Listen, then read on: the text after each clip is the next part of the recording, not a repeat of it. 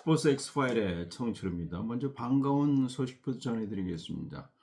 이강인 선수 우리나라 축구에 굉장히 기대를 하고 있는 선수가 아니겠습니까? 우리나라 축구에 지금 간판 자존심은 손흥민 선수고, 그다음에 이강인 선수가 24살 프랑스 리그앙 파리 상제르맹에서 좀 잘하고 있지 않습니까? 2월 5일 프랑스컵 16강전에서 또 팀도 2대 0으로 르망 3부 리그에 있는 팀인데요. 풀타임 팀에서 팀이 2대 0으로 이겼어요. 그 파리 상제르맹이 4년 연속 정규리그 그 리그왕에서 우승을 차지했고요. 지난 2년 전에 그러니까는 그 이강인 선수가 스페인 마요르카에서 지금의 파리 상제르맹 이적한 거 아니겠습니까? 근데 지금 6골에 도움 4개를 기록하고 있는데, 2월 5일, 오늘 프랑스컵 16강전, 이제 8강에 진출했어요. 2대 0으로, 팀이 이길 때 풀타임 뛰었습니다. 15번 그 파리 상제르맹이 프랑스컵에서 우승을 차지했고, 지난해도 프랑스컵에서 우승을 차지했고, 또, 지난해 리그 앙, 그러니까 정규 리그에서 우승을 차지했는데 패스 성공률이 95%고요. 두 차례 멋진 슈팅이 있었습니다만 골과 연결되지 못했어요. 공격 포인트 기록하지 못했지만은 팀을 8강으로 이끌었다는 거 기분 좋은 소식이 아닐 수가 없고요. 지금 이강인 선수가 시즌 지금 6골에 도움 4개를 기록해서 공격 포인트 2자리 숫자를 갖다 기록하고 있다는 소식 전해드리겠습니다. 그리고 지난해 이 프로축구 강원 FC를 갖다가 준우승으로 이끌었잖아요. 38경기 모두 나와서 12골에 도움 6개를 기록하면서 토트넘이 전격적으로 작년 6월에 6년 정격 계약을 맺지 않았습니까? 그래서 토트넘 손흥민 선수가 주장인 토트넘으로 이적했는데 포스테코글루 감독이 이 시즌이 끝나니까 작년 12월 16일 빨리 들어와라 그래가지고 이제 빨리 들어가서 1월 1일 배번 18분을 딱 달아줬고 3차례나 이 교체 명단에 이름을 올렸지만 출전을 시키지 않았단 말이죠. 그러나 이제 1월에 이적 시장이 마감되기 전에 그러면 2부 리그 챔피언십 리그 24개 팀이 있는 퀸스파크 레인저스의 6개월 동안 거기서 좀 잉글랜드의 문화도 알고 좀 적응하고 와라 이래가지고 6개월 이 임대로 보냈는데 양민혁 선수 지금 19살인데 말이죠. 지난번 미롤전에도 잘했잖아요. 그리고 이제 2월 5일 블랙번과의 경기에 30일 라운드입니다. 잉글랜드 1부 리그는 20개 팀이 있잖아요. 프리미어 리그라고 그러죠. 2부 리그 24개 팀이 있습니다. 24개 팀 이제 챔피언십 리그라는데, 그래서 이제 퀸스파크 레인저스가 2대 1로 또 블랙번을 이겼어요. 지금 30일 라운드니까요. 10승 10패 11무 24개 팀 가운데 지금 13위를 달리고 있는데, 양미혁 선수가 공격 포인트 기록하지 못했지만은 2경기 연속 나와서 교체 멤버로 자기의 존재감을 보여줬다 이런 얘기입니다. 자, 이제 2차례 어느 정도는 이 분위기는 파악하지 않았을까. 이제 양미혁 선수가 공격 포인트를 기록해야 됩니다. 그래야 존재감을 보여줘야 6개월 끝나고 나서 올해 끝나잖아요. 그러면 이제 8월부터 이제 시작이 되면은 토트넘으로 일단 지금은 6개월 임대로 와 있으니까요. 그러고 나서 이제 8월 말 9월 초부터 이제 시즌이 시작할 때 토트넘에 결국은 처음부터 주전이 되기야 쉽겠어요. 이제 교체 멤버로 들어가서 이제 골도 넣고 이제 어시스트 하면서 이제 손흥민 선수와 비슷한 그런 이 주전의 자리를 차지 않을까 이렇게 생각이 됩니다. 자, 그리고 이제 제9회 하얼빈 동계 아시안 게임이 7일부터 시작이 됩니다. 7일부터 14일까지 8일간 8년 만에 열려요. 2017년에 그땐 그 저 삿포로 동계 아시안 경기 대회가 있습니다만 역시 이제 아시안 게임은 사실 그렇게 그 이 뭐 우리나라나 일본이나 그렇게 그 중국이나 그렇게 스포츠 팬들의 눈높이가 달라진 거죠. 그래서 사실 4년마다 열려야 되는데 열리진 못하고 개최하겠다는 나라가 없으니까요. 그래서 결국은 그 이 8년 만에 그 2017년에 그 삿포로에서 그 동계 아시안 게임이 열리고 이번에 그 8년 만에 하얼빈에서 동계 아시안 게임이 이제 7부터 내일 모레부터 14일까지 8일간 동계 스포츠 아시안 게임은 그 모두 그 금메달이 64개가 걸려 있습니다. 뭐 다들 빙상, 스키, 바이애슬런, 컬링, 뭐 아이스하키 이렇게 있죠. 34개국에서 1,300명의 뭐 선수단이 참가하고 있습니다. 우리나라는 선수가 149명이 출전하고 있습니다. 우리나라가 지난 8년 전에는 일본이 금메달 27개 따내고 우리가 2위를 차지했을 때 금메달 16개, 은메달 18개, 동메달 16개로 2위, 중국이 그 금메달 12개로 3위. 근데 이번에 중국 하얼빈에서 열리기 때문에 뭐 종합 우선이 일본이 차지할 것이고요.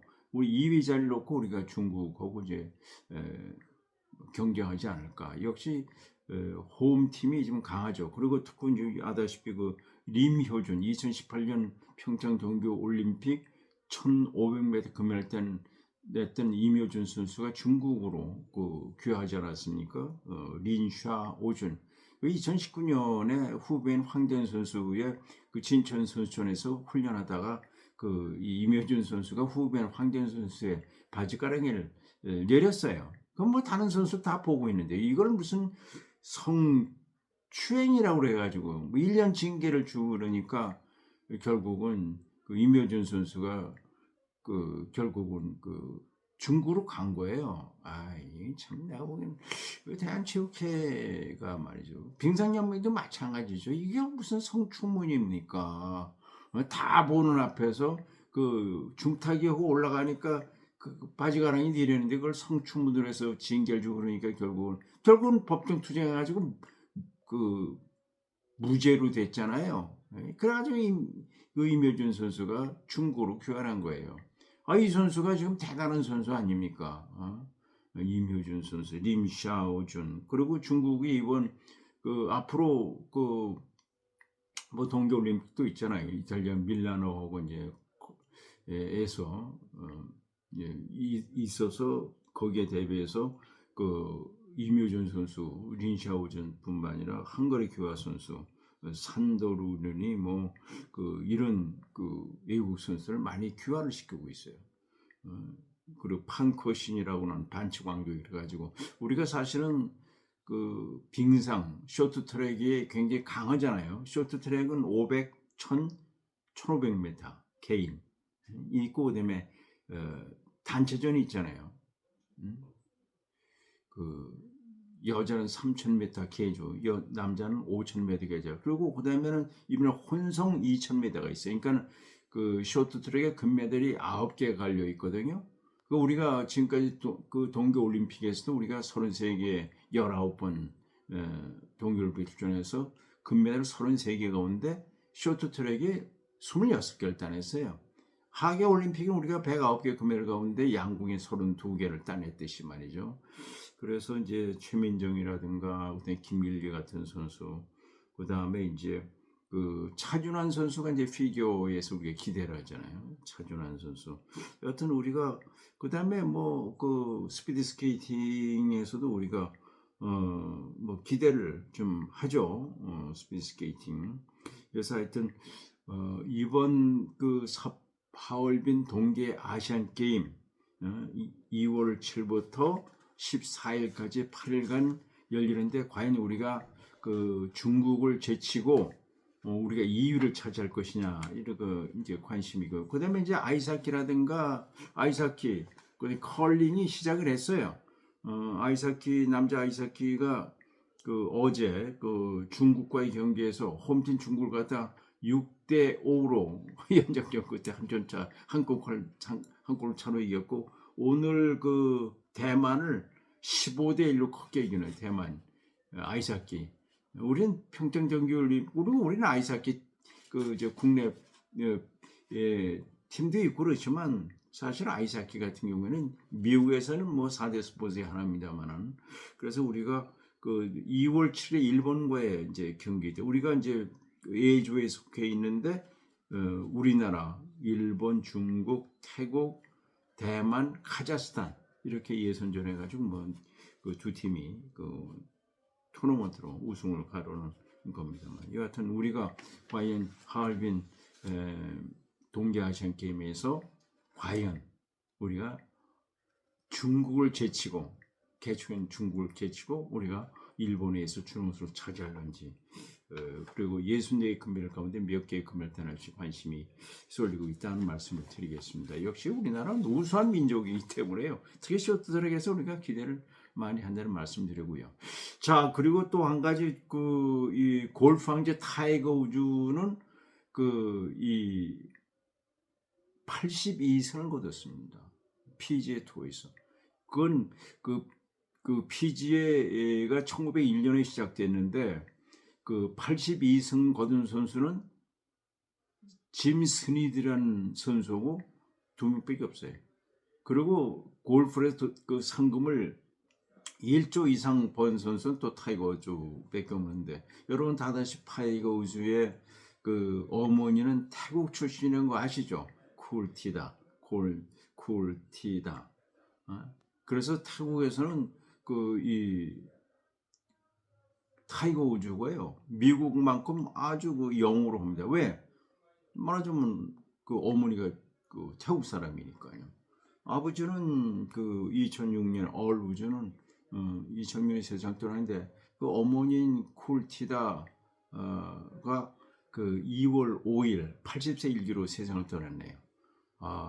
근데 사실은 지금까지 그 타이거 우즈에 대한 소식을 쭉 오잖아요. 벌써 타이거 우즈가 벌써 50살이 됐습니다. 82승 거뒀고 메이저 리그를 갖다 15번이나 이제 그 차지했던 뭐 정말 3살 때부터 그 아버지가 그렇게 이제 그 타이거 우즈를 갖다가 골프를 시켜가지고 골프 황제가 된 거 아니겠습니까? 그런데 그 80세 일기로 세상을 떠나는데 어떻게 세상을 떠나는지 뭐 노환으로 세상을 떠나는지 아니면 병환으로 세상을 떠나는지 그건 안 합니다만은 그 이 타이거 우즈가 어머니의 부고를 그 SNS를 통해서 그 알렸네요.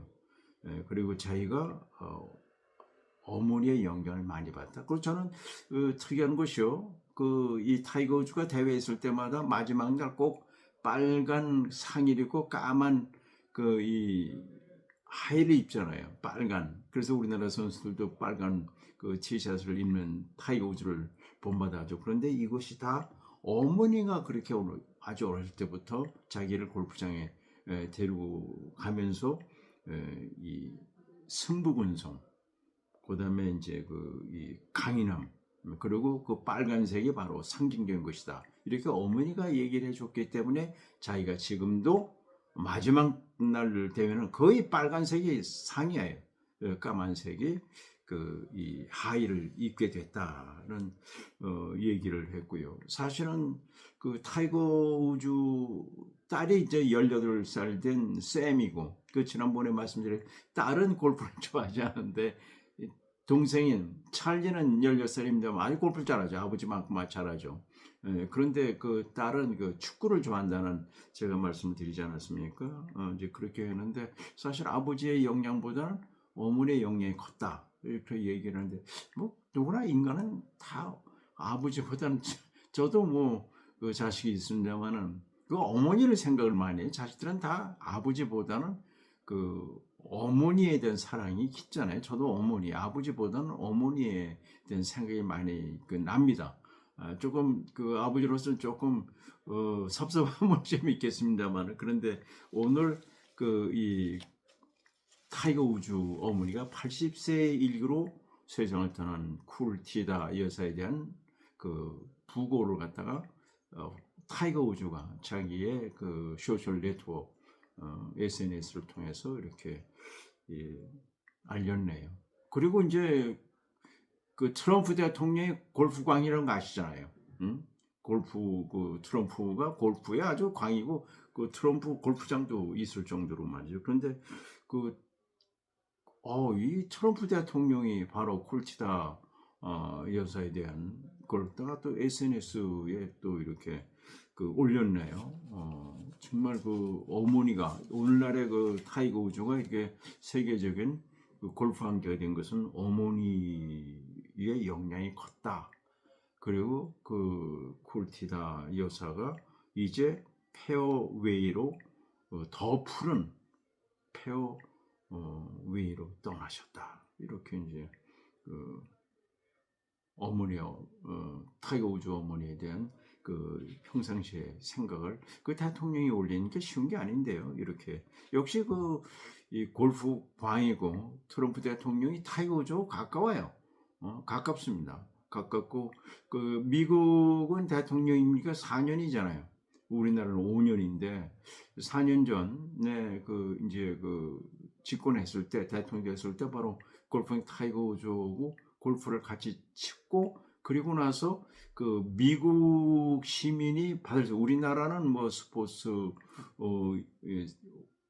영 되면은 이제 영 칭호도 주고 그러잖아요. 청룡장 뭐 훈장도 주고 그럽니다만은 그 자유의 메달을 바로 트럼프 대통령이 그 타이거 우즈에게 준 적이 있다. 이런 거와 함께 그 트럼프 대통령이 쿨티다 여사의 부고 뭐 세상 떠나는 걸 갖다가 이렇게 또 SNS에 올렸다는 것을 말씀드리겠습니다. 아주 날씨가 굉장히 추워졌습니다.